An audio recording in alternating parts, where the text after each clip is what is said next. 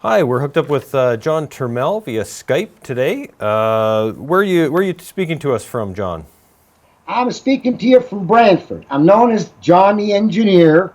On the federal ballots, it even says John the Engineer because I convinced them that the world knows me as John the Engineer. So I'm from Brantford, Ontario, but I'm talking about a set of software that can help communities. Now, back when I ran against Sheila Cox. Now, I'm in the Guinness record for running in more elections than anyone else in history. That's what I wanted to get into. You're less well known here, probably, I would assume, than the main three-party candidates. So it'd be good to get to know you. I've been asking a lot of the candidates why they're running in this election, but for you, that's what you do, right? This is what, your 91st election? 92nd. 92nd. Yeah. Now, why? Yeah, why? What makes you keep doing this? Do I like losing? Well, here's the point. When I ran against Sheila Cox in 1996, that's when they announced I was in the Guinness Book of Records. Beat the other guy who had 39 elections when I had 41. But the headline, Super Loser Fails Again. Well, I kept saying at the meetings, I don't need to get elected to succeed. I just need one person with a brain to go pick up the Let's Time Bank software and set it up yourself. Here's how it works. Single parents log on what nights they can double duty babysit each other's kids. And then they pay each other with 1 hour bills, even when they're broke. So you bank your time babysitting her kids, and then she banks her time back babysitting yours. But next thing... Oh, damn. But the mechanic will say, well, I need babysitting. I'll take 3 hours per hour in my shop. And the dentist in Ithaca, New York, for instance, said, I need babysitting. I'll take 6 hours per hour in my chair. And that's how a support network can grow around a bunch of originally broke people who start a Let's Time Bank database, which lists all the services available and the goods they want to trade, but they use an underground poker chip, time-based money. Okay, John, you're running for MPP of Sault Ste. Marie, so people here are looking for a representative in Queen's Park. What do you bring to us? I think it's safe to say if people were to elect you, it would be a protest vote. What do we get out of that? Well, I would personally install the Let's software in Sault Ste. Marie for every citizen in the riding. Fair enough, out of my constituency office. Promise. I'll take my pay to set up a site where everybody can log on, pledge 1,000 hours of labor, and get new Sault Ste. Marie time dollars to trade around. Now, here's the point. Hamilton, 1 month after the super loser fails again. Headline, creating work by working together. Hamilton self-help group starts up Hamilton Let's. So mission accomplished. I didn't have to get elected in Hamilton to have people set up their own time bank to help poor people. They did it themselves. Now, you want to do it yourself? I'm coming to town for the Tuesday night debate I was invited to. And I'm looking for someone in the Soo who was willing to organize and set up the Let's Time Bank site where your poor people can log on and do this. I don't need to be here to do that. I just need to bring you the good news, the good software. Now, should I get elected? Fine, I'll install the software. But after that's done, look, in Argentina, perfect model, okay? It's exactly how it worked back then. In the 80s and 2000, Argentinian economy crashed. Now, the government was going to lay off all their workers, and the union said, whoa. We don't want you to lay anybody off, all right? No layoffs. Here's how. Instead of bringing your bond to New York to get bills to pay us and then tax it with interest, we'll take 10 peso bonds in our pay as long as we can use it for hydro, taxes, medical, and licenses. Okay. And it worked. So, using provincial bonds, $10 notes, worked. And Ontario Hydro once issued $25 gift certificates in North York. Would you take a gift certificate that pays $25 in hydro? Huh? Well, guess what? They could have paid their employees, and they didn't.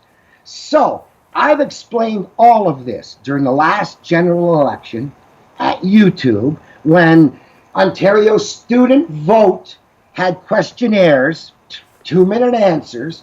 So there's 10 minutes where I answered 5 questions. Just look for Student Vote Turmel playlist, and that is what I'm about.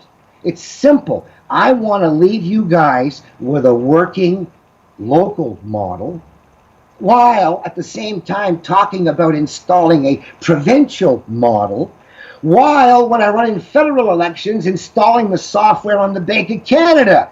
So you can log on, like PayPal, to the Bank of Canada's website, sign up for a new interest-free credit card, central bank account, cut checks to pay all your mortgages and interest-bearing debts, and after that, all your payments go against the principal. And someday you're out of debt. So the Let's software can work on a local database, provincial database, federal database. And I was invited in 2000 to go talk to the United Nations Millennium Assembly on a global UniLet's. So UniLet's is the United Nations international and local employment trading software. When I went, John, there, I gotta stop you there. We gotta get back to the local by-election at hand here. I've been asking all the candidates this, and I'm going to ask you this. The Liberal candidate would say it makes sense. We need to vote for the party that's in power now because we know we can send someone to Queen's Park who's going to be at the table. Why shouldn't we just do that? Why shouldn't everyone just do that? look, you got a choice between I'll be at the table or I'll be bringing some software. It's a different world. What's she got to offer poor people?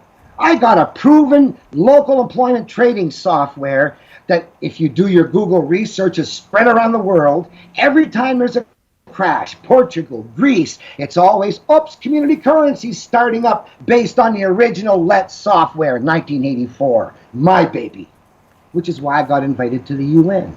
And they passed the UniLet's resolution. Now, you didn't hear about it, not my fault, but big stuff has happened, and every time, look, Google community currencies, Google underground. Look, they talk about Bitcoin and these type of speculative currencies. Look, ours is based on an hour of labor given.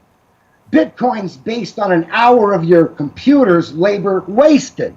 It's worth nothing. It's a scam. And when it crashes, they're going to point their fingers at all community currencies and try and ban us. So, because of the Bitcoin scam being plugged in the media based on rich guys mining with their computers to get the first chips, in a Let's time bank, you got to put in an hour of labor to get your first chips.